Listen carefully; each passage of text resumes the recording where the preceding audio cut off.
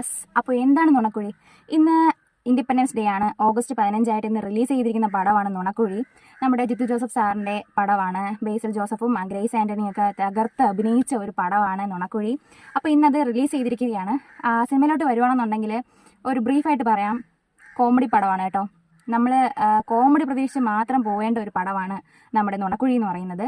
വേറെ ഞാനിതിപ്പോൾ ഇതിൻ്റെ ട്രെയിലർ കണ്ടപ്പോഴൊക്കെ ഞാൻ ആലോചിച്ചതെന്ന് വെച്ച് കഴിഞ്ഞാൽ, എന്തിനാണ് ഈ സിനിമയ്ക്ക് ഈ നുണക്കുഴി എന്ന് പേരിട്ടതെന്ന് എനിക്ക് ഭയങ്കരമായിട്ട് കൺഫ്യൂഷൻ വരുന്നുണ്ടായിരുന്നു കേട്ടോ. പക്ഷേ സിനിമ ചെന്ന് കണ്ടപ്പോഴാണ് എന്തുകൊണ്ടും ആ സിനിമയ്ക്ക് പറ്റിയ പേരാണ് ആ നുണക്കുഴി എന്ന് പറയുന്നത്. കാരണം വെച്ച് കഴിഞ്ഞാൽ, ഞാൻ പറയണോ വേണ്ടേ? എന്നാലും ഞാൻ പറയുകയാണ്. നുണകൾ കാരണം അവർ സ്വയം ഒരു കുഴി തീർത്ത്, അതാണ് അതിൻ്റെ തീമെന്ന് പറയുന്നത് തന്നെ. അത് സിനിമ കണ്ടാലേ അത് പറ്റത്തുള്ളൂ കേട്ടോ. അല്ലാണ്ട് ഞാൻ കഥ പറഞ്ഞ് സ്പോയിൽ ചെയ്യുന്നില്ല. മെയിനായിട്ടും ഗ്രേസ് ആൻ്റണിയും ബേസിൽ ജോസഫും ആണ് ഈ കഥ മുന്നോട്ട് കൊണ്ടുപോയത്. മെയിൻ റോൾ ഇവർക്കാണെങ്കിൽ എനിക്ക് ഒരാളെ കൂടെ ഇതിൽ അഡീഷണൽ ആയിട്ട് എനിക്ക് ഇഷ്ടപ്പെട്ടതെന്ന് വെച്ച് കഴിഞ്ഞാൽ സിദ്ദിഖാണ് കേട്ടോ. ഇതിൽ ഹ്യൂമർ എന്ന് വെച്ച് കഴിഞ്ഞാൽ എനിക്ക് പുള്ളിക്കാരൻ്റെ ഹ്യൂമറാണ് ഇതിൽ ഏറ്റവും കൂടുതൽ. ഇപ്പോൾ ബേസിൽ ജോസഫിൻ്റെ ആണെങ്കിലും എനിക്ക് ഏറ്റവും കൂടുതൽ ഇഷ്ടപ്പെട്ട എനിക്ക് സിദ്ദിഖ് സാറിൻ്റെ ആണ് എനിക്ക് കൂടുതലും കോമഡി എനിക്ക് ഇഷ്ടപ്പെട്ടത്. പുള്ളിക്കാരൻ നന്നായിട്ട് തന്നെ ഇതിൽ വേണ്ടിയിട്ട് ചെയ്തിട്ടുണ്ട്. അഭിനയമാണെങ്കിലും എല്ലാം നല്ല രസമുണ്ടായിരുന്നു. ചില പോർഷൻസിലൊക്കെ ഇച്ചിരി ഓവർ പോലെയൊക്കെ നമുക്ക് തോന്നും. കോമഡി അല്ലേ, നമുക്ക് ചിലപ്പോൾ അങ്ങോട്ട് കോമഡി അതിൻ്റേതായ രീതിക്ക് നമ്മൾ പ്രസൻറ്റ് ചെയ്തില്ല എന്നുണ്ടെങ്കിൽ നമ്മുടെ ഈ ഓഡിയൻസ് ഏത് രീതിക്ക് എടുക്കും എന്നുള്ള കാര്യമൊന്നും അറിയത്തില്ല. അപ്പോൾ അതിൻ്റെ ഒരു ചില സ്ഥലത്തൊക്കെ നമുക്ക് ഓവറായിട്ടൊക്കെ നമുക്ക് തോന്നാറുണ്ട് ഈ കോമഡി. പക്ഷേ ഓവറോൾ നോക്കുകയാണെങ്കിൽ ഒരു കോമഡി പടം തന്നെയായിരുന്നു കേട്ടോ. ആരും ഇതിൽ കഥയുണ്ട് എന്ന് പ്രതീക്ഷിച്ച് ഒരിക്കലും അതിൽ പോയി ചെന്ന് കാണേണ്ട പടമല്ല കേട്ടോ ഈ നുണക്കുഴി എന്ന് പറയുന്നത്. എല്ലാവരും കോമഡി പ്രതീക്ഷിച്ച് മാത്രം പോയി ചെന്ന് കാണേണ്ട പടമാണ്. കാരണം വെച്ച് കഴിഞ്ഞാൽ അതിൽ തൊട്ട് ഇവർ കഥ നമുക്ക് എക്സ്പെക്ട് ചെയ്യാൻ പറ്റുന്ന പടം തന്നെയായിരുന്നു. അല്ലാണ്ട് നമുക്ക് അല്ലെങ്കിൽ സസ്പെൻസ് ത്രില്ലറായിട്ടോ അങ്ങനെ ഉള്ളൊരു സംഭവം ഒന്നും അതിലില്ല, ഒന്നുമേ ഇല്ല. നമുക്ക് എല്ലാം ഓരോ സീൻസ് കാണുമ്പോൾ അറിയാം അടുത്ത് എന്തായിരിക്കും. ഇത് ഫുള്ള് ചുരുക്കി പറയുകയാണെങ്കിൽ ഫുൾ പുലിവാലായിട്ടുള്ള കഥയാണ് കേട്ടോ. നമുക്ക് തന്നെ അവൻ പെട്ട് എന്നുള്ളൊരു ഫീൽ തരുന്ന ഒരു മൂവിയായിരുന്നു നുണക്കുഴി. ഇതിൻ്റെ സിനിമാറ്റോഗ്രാഫി സതീഷ് കുറുപ്പ് നന്നായിട്ട് ചെയ്തിട്ടുണ്ട് കേട്ടോ.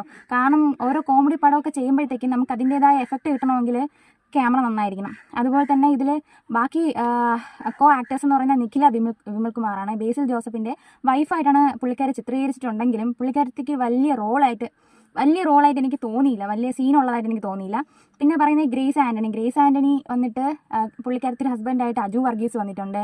അതുപോലെ സിദ്ദിഖ് ഇതിൽ ഒരു ഇൻകം ടാക്സ് ഓഫീസറായിട്ടാണ് വരുന്നത്.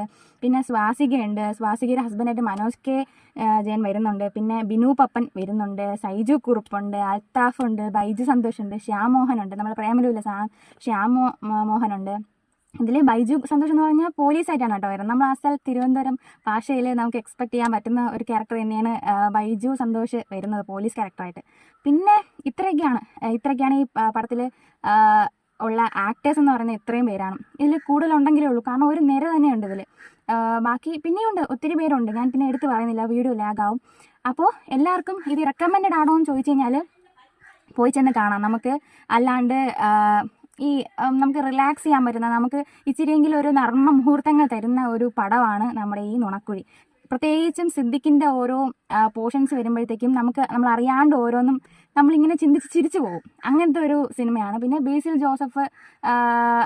ജോസഫ് കൊള്ളാം. പിന്നെ ഗ്രേസ് ആൻ്റണി രക്ഷയില്ല കേട്ടോ. ഒരു സൈക്കോ പോലത്തെ ഒരു ടൈപ്പൊക്കെ ആയിരുന്നു കേട്ടോ രണ്ടുപേരും. ബേസിൽ ജോസഫിൻ്റെ എൻട്രിയൊക്കെ കണ്ടു കഴിഞ്ഞാൽ തോന്നും കർക്കശക്കാരനായ ഒരു ബിസിനസ് മാൻ എന്നൊക്കെ വിചാരിച്ചിട്ടുള്ളൊരു എൻട്രിയാണ്. പക്ഷെ കയറി വരുമ്പോൾ ഒരു കുണുവാവ ആയിരുന്നു ബേസിൽ ജോസഫ്. പിന്നെ അതിലൊന്നും വന്ന് പെട്ടുപോയ അവൻ്റെ വൈഫായ നിഖില വിമൽ. പിന്നെ ഇതിൻ്റെ ഗ്രേസ് ആൻ്റണിയാണ് ഇതിൻ്റെ മെയിൻ കഥ കൊണ്ടുപോയിരിക്കുന്നത്. ഗ്രേസ് ആൻ്റണിയും ഈ ബേസിലുമാണ് കേട്ടോ. അതിൽ വന്ന് പെട്ട കുറേ സ്റ്റോറീസ് ആയിട്ടാണ് ബാക്കിയുള്ളവരെല്ലാം പറഞ്ഞിരിക്കുന്നത്. പക്ഷെ എന്തുകൊണ്ടും കഥ കൊള്ളാം, കുഴപ്പമില്ല. പോയി ചെന്ന് കാണാം, റെക്കമെൻഡഡ് ആണ്.